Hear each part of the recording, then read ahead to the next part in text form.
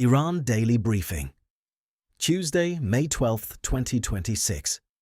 President Trump's public rejection of Iran's ceasefire counterproposal has pushed diplomatic talks to what France 24 describes as life support.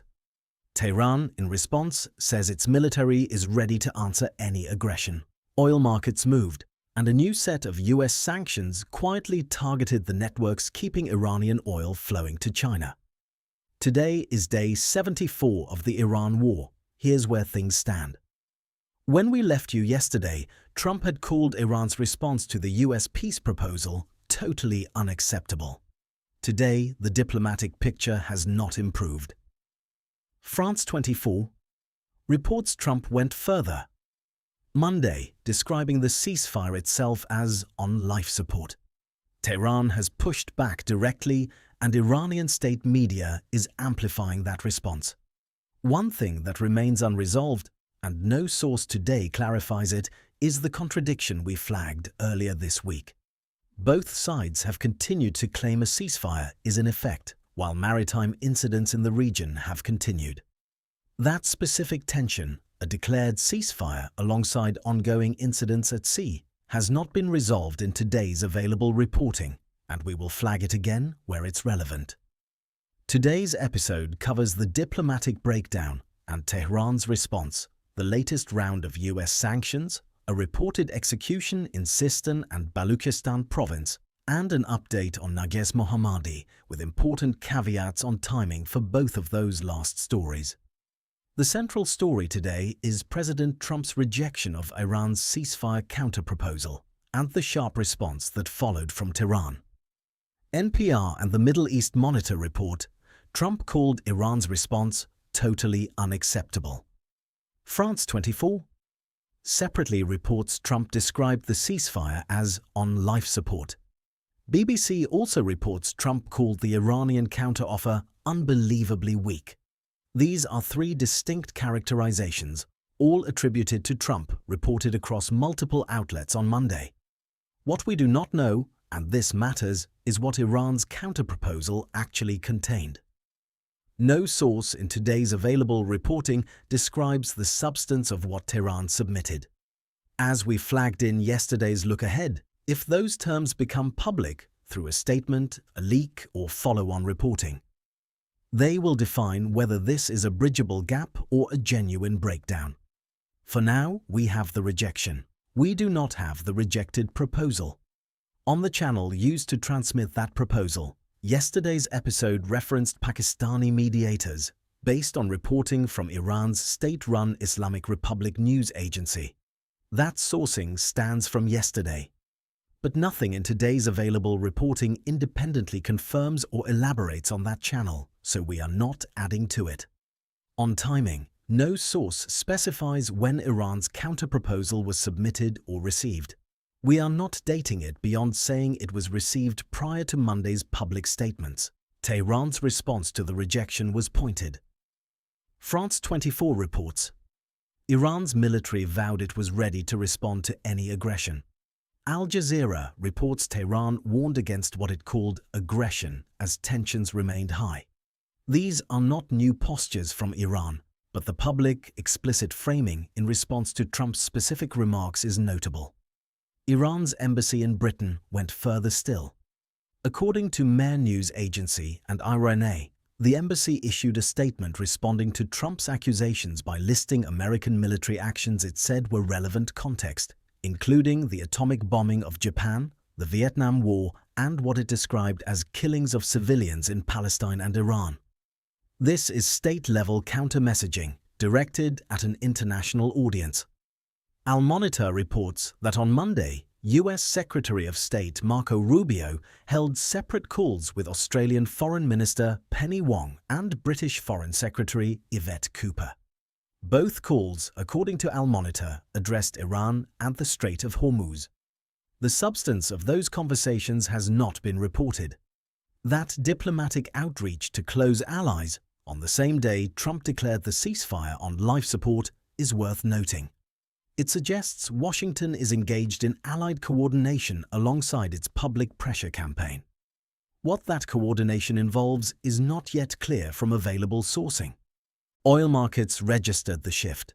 RigZone and ADVFN both report that oil prices moved higher after Trump's remarks, with traders adding back a supply risk premium. Middle East Eye reports Brent crude futures rose to $104.51 a barrel, and West Texas Intermediate reached $98.38, both as of early Tuesday GMT. What to watch? Whether the substance of Iran's counterproposal becomes public through any government, outlet or intermediary. That detail is the missing piece in this story, and everything else about the diplomatic trajectory depends on it. Story 1. New US sanctions on Iran's oil network.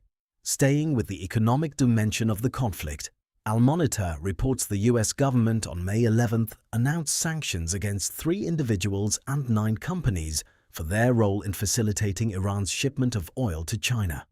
Of the 9 companies, 4 are based in Hong Kong and 4 in the United Arab Emirates. The 9th is based in Oman. The sanctions target what appears to be a distributed network spanning multiple jurisdictions, none of them Iran itself. Separately, Al-Monitor also reports that the US Treasury Department's Financial Crimes Enforcement Network, FinCEN, issued an alert on May 11th to financial institutions. The alert warned of efforts by Iran's Islamic Revolutionary Guard Corps to evade US sanctions. These 2 actions on the same day, targeted entity sanctions and a sector-wide financial warning, suggest a coordinated pressure push on the economic side, timed alongside the diplomatic confrontation over the ceasefire proposal. What to watch? Whether any of the sanctioned entities are named in follow-on financial or legal actions, or whether allied governments, particularly in the UAE or Hong Kong, respond to the designations. Story 2. Execution in Sistan and Baluchistan. Middle East Eye reports that Iran executed a man identified as Abdul Jalil Shabaksh. According to Middle East Eye, Shabaksh was accused of links to a militant group called Ansar al-Furqan, which operates in Sistan and Baluchistan province in southeastern Iran. Iranian authorities said he was convicted on charges including armed rebellion against security forces and membership in a terrorist organization. One important caveat: no intel item confirms the exact date of this execution. Middle East Eye reports it, but the date has not been specified in available sourcing. We are not presenting this as a confirmed May 12th development, only as a report that has appeared in today's sourcing without a confirmed execution date. Listeners will recall we covered the execution of Irfan Shakurzadeh yesterday. We are not drawing a direct sequential comparison between the 2 cases because we cannot confirm the Shabaksh execution occurred on May 12th. What we can say is that Middle East Eye has reported it. The charges relate to security and militant activity in a restive province, and the case follows a pattern of security-related prosecutions this podcast has tracked across recent episodes. What to watch? Whether additional sourcing confirms the date of this execution and whether human rights organizations issue statements on the case. Story 3. Pakistan pushes back on CBS report. A brief item that touches the Pakistan thread we have been tracking. Pakistan's Ministry of Foreign Affairs has categorically rejected a CBS News report alleging that Iranian aircraft were stationed at Nukan Air Base during the current conflict, according to Middle East Eye. Mehr News Agency and IRNA add that Pakistan's Foreign Ministry spokesperson, in a statement on May 12th, said the CBS report was aimed at undermining ongoing efforts for regional stability and peace. We are not in a position to assess the CBS report or the Pakistani denial from today's available sourcing. What is notable is that Pakistan is taking an explicit, on-record position distancing itself from any suggestion it has hosted Iranian military assets and framing its denial in terms of its regional role as a stabilizing actor. What to watch? Whether CBS responds to the denial or whether other outlets independently investigate the Nukan airbase claim. Story 4. Narges Mohammadi. A timing caveat. We covered Narges Mohammadi's hospital transfer yesterday, and we want to return to it briefly, not because there is a new development today, but because we owe you clarity on the timeline. Item 3 in today's sourcing from NPR confirms she was transferred to a Tehran hospital more than a week after collapsing in prison, according to her foundation. That transfer, therefore, is not a development from today, May 12th. It occurred at an unspecified point more than a week after her collapse. We included it as a developing story yesterday, based on when it appeared in reporting. But we want to be transparent. The transfer itself predates this episode by a significant and unspecified margin. Today's sourcing does not include a new update on her condition. We will continue to flag this story when new information is available, specifically any statement from her foundation, her family, or legal representatives on her current medical status, which was one of our watch items from yesterday. We opened today with Trump's characterization of the ceasefire as on life support, and the question that framing raises is what, exactly? The ceasefire's status actually is. Here is the fuller picture, as today's sourcing allows us to construct it. France 24 reports Trump used the phrase life support on Monday after rejecting Iran's counterproposal. NPR and the Middle East Monitor report he also called Iran's response totally unacceptable. BBC reports he called the counteroffer unbelievably weak. Iran's military, per France 24, responded by saying it was ready to answer any aggression. Al Jazeera reports Tehran issued warnings against aggression as day 74 opened. And here is where the unresolved contradiction sits. Both sides have continued to assert that a ceasefire exists, while this podcast has tracked maritime incidents continuing in the region. No source today resolves that contradiction. We do not have a source saying the ceasefire has formally ended. We also do not have a source explaining how a ceasefire can be on life support, while simultaneously being described by both parties as in effect.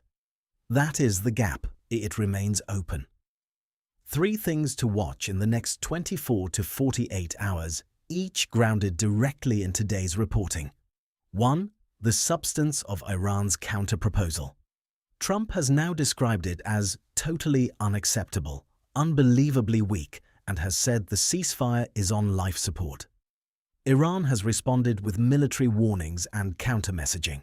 But no source has described what Iran actually proposed. If that content surfaces, through any government, outlet, or leak, it becomes the most important piece of information in this story. Watch for it. 2. Allied diplomatic positioning, Al Monitor reports. Secretary Rubio spoke separately with the Australian and British foreign ministers on Monday about Iran and the Strait of Hormuz. Whether London or Canberra make public statements following those calls, and whether those statements align with Washington's framing or introduce any distance, will indicate how unified the Western coalition is at this moment of diplomatic pressure. 3. The Pakistan CBS dispute. Pakistan has formally and publicly rejected the CBS News report about Iranian aircraft at Nukan Air Base. That denial is now on the record. Whether CBS responds, whether other outlets pick up the underlying claim, or whether Washington comments on either the report or the denial, any of those would move this story. Given Pakistan's stated role in regional diplomacy, the reputational stakes of the allegation are significant. Today's episode covered President Trump's rejection of Iran's ceasefire counterproposal and Tehran's military response, new U.S. sanctions targeting Iran's oil networks and the IRGC financial channels, a reported execution in Sistan and Baluchistan province with a caveat on sourced timing, Pakistan's formal rejection of a CBS report on Iranian aircraft, and a timeline clarification on Narges Mohammadi's hospital transfer. Join us tomorrow as we continue tracking all of these threads. For full written briefs and source-backed updates, check out the Iran Brief on Substack. Paid members can build multi-country monitoring across the countries they care about, with personalized briefings delivered automatically.